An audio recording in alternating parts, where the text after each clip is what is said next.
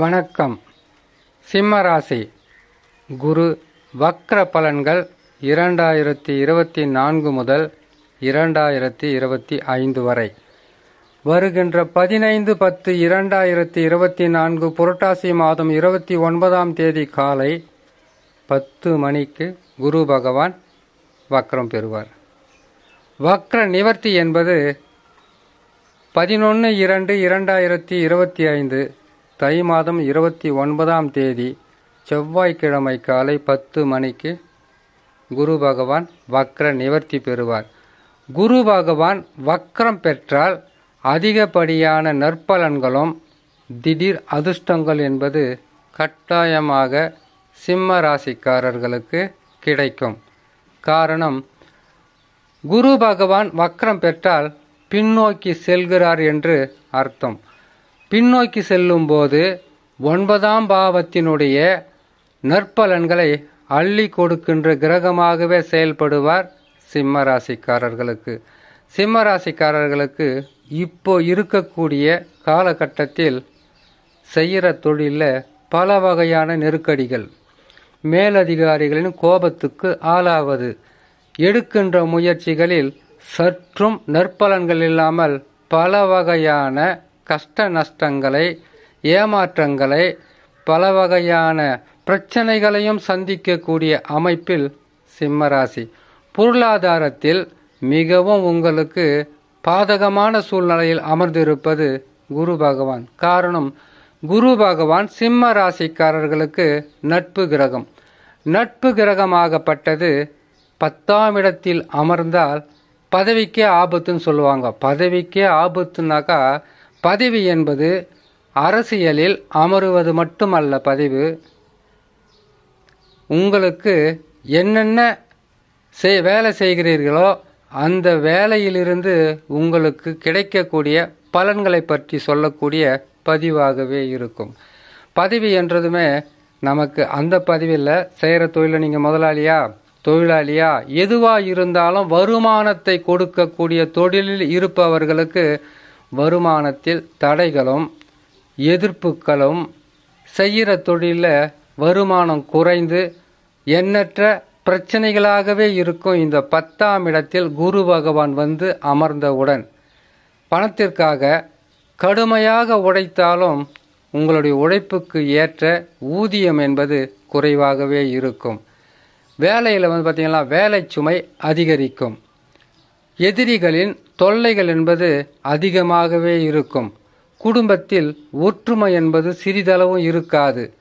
ஏமாற்றங்களை சந்திக்கக்கூடிய அமைப்பில் கிரகங்கள் அமர்ந்து விட்டால் இத்தகையான பாதகம் என்பது கட்டாயமாக இருக்கும்.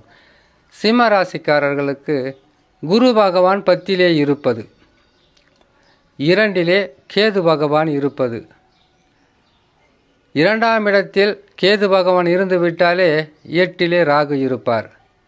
அது மட்டும் இல்லாமல் சிம்மராசியான உங்களுக்கு சனி பகவான் கண்டக சனியாக தவறான வழி, தவறான செயல், தவறான பாதைகளில் செல்வதற்குண்டான வழிகளை காட்டி கொண்டு இருப்பார்.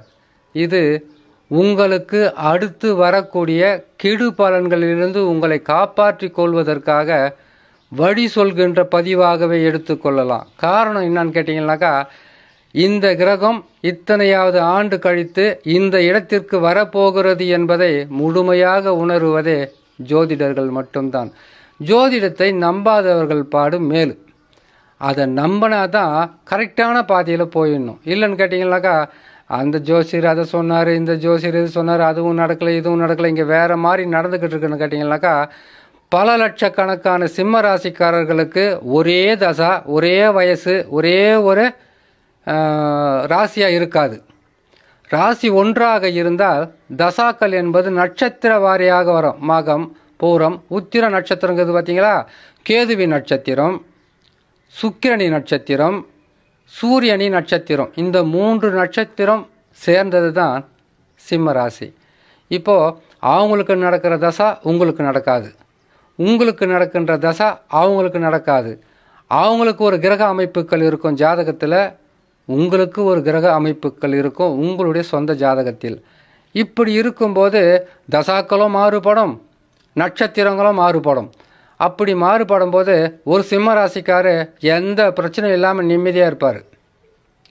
காரணம் என்னன்னு கேட்டிங்கனாக்கா, அதிகப்படியான தேவைகளோ அதிகப்படியான ஆசைகளோ இல்லாத மனிதர்களுக்கு எந்த விதமான பிரச்சனையும் இல்லை. நாம் அப்படியா தினமும் உழைக்கணும், வயிறு நிறைய சாப்பிட்ணும். அதுவும் சிம்ம ராசினா வைராக்கியம் கொண்ட ராசி. அடுத்தவர்களுக்காக அடுத்தவர்களுடைய நலனுக்காக பாடுபட்டு விட்டு தனக்காக சில கெட்ட பேர்களை வாங்கி கொள்ளுகிற ராசியாகவே இருக்கும் இந்த சிம்ம ராசி. இந்த சிம்ம ராசிக்காரர்களுக்கு 4 ராஜகிரகங்களும் பாதகமாக அமைந்திருக்கிறது. குரு, சனி, ராகு, கேதுக்கள். இப்பொழுது உங்களுடைய வாழ்க்கை என்பது கடுமையாக பாதிப்புக்குள்ளாக இருக்கும். இந்த பாதிப்புகள் என்பது குறைவதற்குண்டான வழிதான் குரு வக்ரம் பெறுவது. அப்படி வக்ரம் பெறும்போது 9ஆம் இடத்தினுடைய பலன்களை கொடுப்பார்.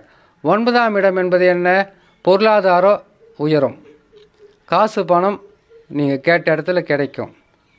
கட்டாயமாக இப்போ இருக்கின்ற கஷ்டமோ துன்பமோ வேதனையோ உங்களிடத்தில் வந்து சேராது. ஏன்னு கேட்டிங்கனாக்கா, எத்தனை கிரகங்கள் பாதகமாக இருந்தாலும் குரு பகவான் சுபகிரகம் மட்டும் நல்ல நிலையில் அமர்ந்து விட்டால், அந்த நல்ல நிலை என்ன கேட்டிங்கனாக்கா, ராசிக்கு 2ஆம் இடம், ராசிக்கு 5ஆம் இடம், ராசிக்கு 7ஆம் இடம், ராசிக்கு 9ஆம் இடம், 11ஆம் இடம். அப்படி குரு பகவான் வக்ரம் பெறும்போது பின்னோக்கி செல்வார். பின்னோக்கி செல்லும்போது 9ஆம் இடத்தினுடைய அதிர்ஷ்ட பலனும் குடும்பத்தில் ஒற்றுமையும் முயற்சிகளில் உங்களுக்கு வெற்றியும் இதுநாள் வரையில் தடைகளாகவும் தடங்கல்களாகவும் எதிர்ப்புகளாகவும் இருந்த சில விஷயங்கள் மறைந்து உங்களுக்கு பல வகையிலும் நற்பலன்களை தருகின்ற அமைப்பாகவே மாறிவிடும். சிம்ம ராசி என்பது மிகவும் தனித்துவம் வாய்ந்த ராசி. யாராலேயுமே வெற்றி பெற முடியாத ராசி. ஆனால் கிரகங்கள் ஒத்துழைப்பாக இருந்தால் நீங்கள் நினைக்கிறதெல்லாம் சாத்தியம்தான்.